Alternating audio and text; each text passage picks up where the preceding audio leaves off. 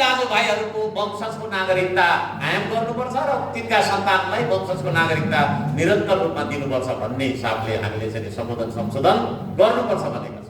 किन हो त भन्दाखेरि लाउरे दाजुभाइहरूको इतिहास हेर्नुहुन्छ भने खानु नपाएर, अहिले पो खानु नपाएर लाउनु नपाएर हामी विदेश गएका छौँ। त्यतिखेर खानु लाउनु नपाएर गएको होइन है। इन्डियामा तपाईँको चाहिँ के अरे बेलायती सेना सहितको तपाईँको चाहिँ के अरे इस्ट इन्डिया कम्पनीले गरेको सन्धि अनुसार ब्रिटिस सरकार, इस्ट इन्डिया कम्पनी र तपाईँको चाहिँ के अरे नेपाल सरकार बिचको तपाईँको चाहिँ त्रिपक्षीय सन्धि अनुसार नेपाल सरकारले नेपालले चाहिँ युवाहरू दिनुपर्छ उता सेनामा भन्ने सन्धि अनुसार हाम्रा बाजे पुर्खाहरूलाई जाँदिन भन्दा पनि लखेटी पकडी फकाई फुलाई डर धम्की देखाई भर्ती लगाइएको हो। त्यसो भएको कारणले गर्दाखेरि त्यो विदेशी जागिर खान गएको मान्छे होइन। अहिले अरू देशमा गएर चाहिँ उतै बस्ने भन्ने होइन। सन्धिको मार्फत सन्धिलाई परिपालना गर्ने गराउने क्रममा हाम्रो बाजे पुर्खालाई, हाम्रो तपाईँको चाहिँ के अरे बराजुलाई लगिएको। त्यसो भएको कारणले गर्दाखेरि एनआरआईको सर्टिफिकेट के अरे नागरिकता दिने भन्ने कुरामा हाम्रो सहमति छैन। श्रम संस्कृतिको प्रष्ट कुरा छ। महिलाहरूलाई हरेक अङ्गमा, राज्यको हरेक अङ्गमा 50% को सहभागिता गराउनुपर्छ भन्ने हाम्रो माग छ है। यो 33% मात्रै हुँदैन, 50% राख्नुपर्छ महिलालाई है भन्ने हाम्रो माग रहेको छ। निर्वाचन क्षेत्रको कुरा गर्दा निर्वाचन क्षेत्र पनि अहिलेसम्म खाली तपाईँको के हो त भन्दाखेरि जनसङ्ख्याको आधारमा मात्रै भइरहेको छ। जनसङ्ख्या मात्रै कुरा होइन, भूगोल पनि कुरा हो। भूगोलको आधारमा पनि तपाईँको छैन निर्वाचन क्षेत्र तोकिनुपर्छ भन्ने आएको छ।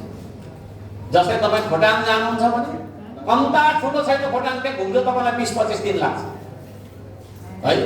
अनि एउटा सांसदले त्यो त्यत्रो ठुलो भूगोलको यो त बजेटसँग पनि जोडिन्छ। फेरि भोजपुर त्यस्तै छ, शङ्खसभा त्यस्तै छ है। पहाडी इलाका, हिमाली इलाकाको जिल्लाहरू हेर्नुहुन्छ भने तपाईँले घुमेर तपाईँको हिँडेर जानुहोस् 1 महिना लाग्छ। तपाईँ हिँड्न मानी छैन भने त 40 दिन।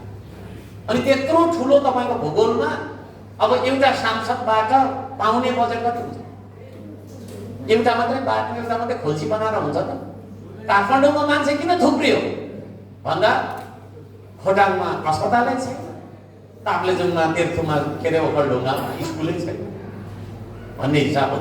त्यसले गर्दाखेरि भूगोलको हिसाबमा निर्वाचन क्षेत्र बनाउनुपर्छ भन्ने आएको छ। पछि लाग्यो अलिकति भन्छ। अब हाम्रो सदन चाहिँ कसरी चलिरहेछ त? हाम्रो प्रतिनिधि सभाको बैठक चाहिँ भन्दा देखिराख्नु भएको छ है। आज अब कुनै सूची थिएन, पहिला हामीले त सूची दिएको थियौँ। आज बिना सूचीको बैठक बसिरहेछ। त्यो चाहिँ कस्तो भने म यहाँ आउँछु भन्ने जानकारी मैले अस्तिको दिन दिएँ नि त यहाँ होइन, अनि आएको हो नि त। जानकारी नै नदिई आउँदा के हुन्छ? त्यसले गर्दा होइन मैले उदाहरण, त्यसले गर्दा जानकारी चाहियो नि त। बैठक बस्ने भन्छ सदनको होइन, सभामुखको खुसी राजसभाको खुसी है। भोलि नै आइज, भरे नै आइज, यति पढिस, यत्रो किताब दिन्छ, यो सबै पढेर भोलि बिहान राय पेश गर्नु। त्यही भएर हाम्रो माननीय ध्रुव राईले छ्या भने आफ्नो कुरा त आफ्नो पनि त्यस्तो छ। त्यसले गर्दाखेरि यो हिसाबबाट देश चल्दैन। बिना सूचनाको, बिना तपाईँको नोटिसको बैठक बसिरहेछ। पहिला दिएको रुटिनमा त छैन आजको सदनको बैठक। अब भन्ने होला हर्कसम्म यता हेर फेरि छ नि त्यहाँ एउटा चाहिँ यसो के अरे उहरू एउटा ग्याङ के भन्छ भन्दिनँ नाम चाहिँ त्यसले मेरो भन्छ अचम्म लाग्छ। अब यहाँ थुप्रै समस्याहरू यहाँको छ है। हुन त यहाँ अब फाल्टै जनप्रतिनिधि हुनुहुन्छ, तथापि तपाईँहरूले भन्नुभएको के अरे समस्यालाई पनि माथि राख्छ। अब बजेटको कुरा अलिकति गर्नु। बजेट बनाउँदाखेरि हाम्रो बोल्न मात्र अब सकिहाल्यो। हाम्रो अर्थमन्त्रीज्यूले के भन्नुभयो भन्दाखेरि हामीले प्रधानमन्त्री चाहिन्छ कि चाहिन्छ भने प्रधानमन्त्री नआउने होइन, उहाँले के भन्नुभयो भन्दाखेरि जनमत हामीले पाएका छौँ, हामी हाम्रो खुसीको नीति तथा कार्यक्रम र बजेट बनाउँछौँ, तपाईँहरूले ताली मात्रै बजाउने हो, आफ्नो अनुसारको बनाउने हो भने 5 वर्ष पर्खिनु भन्नु होइन। मलाई त रिस उठ्यो तर मैले केही पनि भनेन। उहाँहरूले कस्तो बजेट ल्याउनु भयो भन्दा सरकारी कर्मचारीको तलब भ्वाक्कै बढाउने तर नयाँ रोजगारी कसैलाई नदिने। त्यो चाहिँ के भन्दाखेरि भइराखेको मान्छेलाई चाहिँ थपिदिने होइन। यहाँ भरिमा 10 जना मान्छेले भात खानालाई थाल खाँदै हुन्छ, अरू बाँकी भोकै छन् बिचरा होइन, थुक्ने लिइराखेको अवस्था छ। उदाहरण मैले यस्तो दिएँ। अनि त्यो 10 जनालाई चाहिँ फेरि यताबाट पनि खाने भनेर मासु भात थपिदिने, अरूलाई चाहिँ एक सिता पनि नदिने। यस्तो पनि हुन्छ बजेट।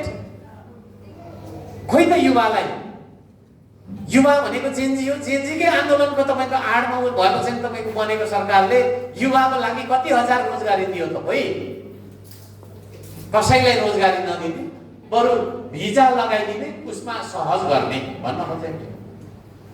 खाली नेपाली युवा चाहिँ आफ्नो परिवार छोडेर तपाईँको विदेशमा रुँदै बस्नुपर्ने। यत्रो गर्मी छ, फ्यान लगाइन्छ, बिल आउँछ, बिजुलीको बिल बढाइदिने।